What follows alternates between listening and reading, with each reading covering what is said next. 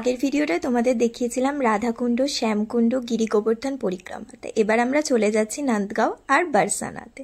Welcome back to my channel lifestyle diaries with Niki. আমি হলাম নিকিতা।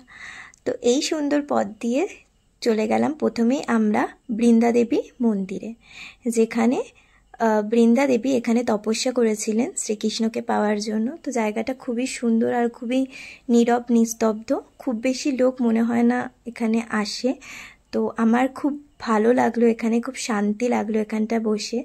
আর প্রত্যেকটা গাছের মধ্যে এখানে রাধা কৃষ্ণ লেখা ছিল, যেটা খুব ভালো লাগছিল দেখতে।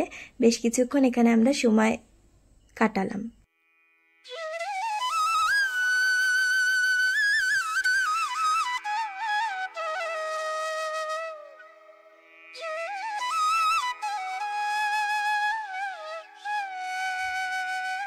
তারপরে সেখান থেকে আমরা চলে গেলাম নন্দগাঁও, মানে শ্রীকৃষ্ণ যেখানে ছোটোবেলায় ছিলেন।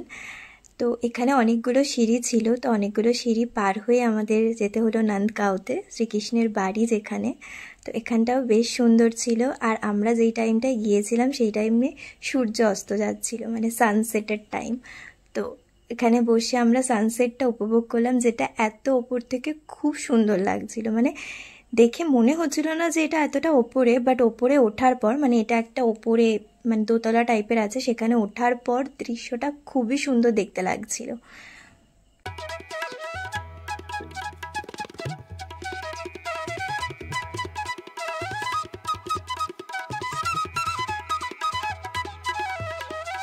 হলো মেন বৃন্দাবন থেকে একটু দূরে, তো ওই জন্য তোমাদের গাড়ি ভাড়া করেই যেতে হবে। আমরাও একটা গাড়ি বুক করে নিয়েছিলাম, তোমার 2,5-3 হাজার টাকা মতো নেবে। তো ওখান থেকে তোমরা পরপর সবগুলো যেহেতু একই রাস্তায় পড়ে, বারসানা, গিরি গোবর্ধন, নন্দগাঁও, তো সকাল থেকে রাত অবধি একদিনে কভার করতে পারবে। তো এরপরে আমরা এখানকার ফেমাস লাস্সি খেয়ে চলে আসলাম বারসানা। তো সবাই বলো রাধে রাধে। এখানেও প্রায় 250-300টা সিঁড়ি আছে, আর সেটা বেয়ে বেয়ে আস্তে আস্তে চলে গেলাম মন্দিরের দিকে। আর ওপর থেকে নিচের দৃশ্যটা খুব সুন্দর লাগছিল, চারদিকে আলো জ্বলছিল আর বাড়িগুলো অনেক ছোট ছোট মনে হচ্ছিল। তা আমিও পুজো দেওয়ার জন্য রাধারানীর কাছে ডালা কিনে নিলাম একটা, আর রাধে রাধে বলতে বলতে আমরা এগিয়ে গেলাম।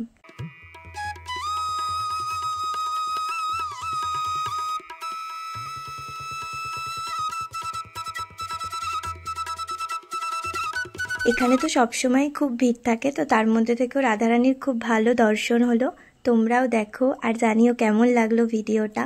তারপরে এখানে আবির খেলা হচ্ছিল, মানে যেহেতু এখানে অনেক দিন ধরে, প্রায় 1 মাস ধরে আবির খেলা চলে, তো আমিও একটু সামান্য আবির মাখলাম। আর এখানে ঠান্ডাই পাওয়া যাচ্ছিল ঠিক মন্দির থেকে বেরিয়েই। তো বাস এই আজকের দিনটা খুব ভালো কাটলো। কেমন লাগলো তোমরা অবশ্যই জানিও। বেশি ভালো লাগছে বৃন্দাবনে এত বাদর চারদিকে, বাট এরা একটুখানি দুষ্টুমিও করে, বাট ঠিক আছে। আর তারপরে আমরা চলে আসলাম কীর্তি মন্দিরে, যেটা বন্ধ হয়ে গেছিলো, 8টায় বন্ধ হয়ে যায়। তো যাই হোক, খুবই ভালো দিনটা কাটলো। তোমাদের কেমন লাগলো অবশ্যই কমেন্টে জানিও। সাবস্ক্রাইব করতে কিন্তু একদম ভুলো না।